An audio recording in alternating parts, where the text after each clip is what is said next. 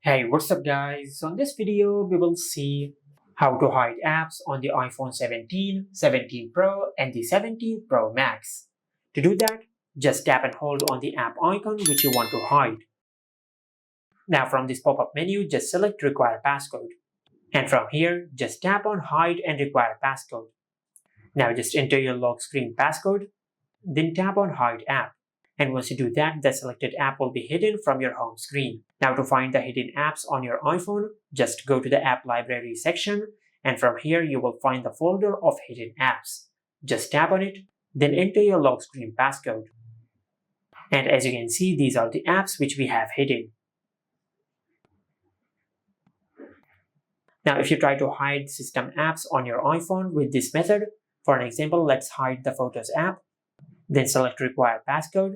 It will not show the hide and require passcode for the system apps. This option only appears on third-party apps which you install from the App Store. Just like that.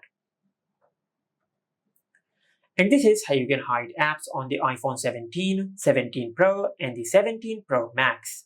Make sure to like, comment and subscribe. Thank you for watching.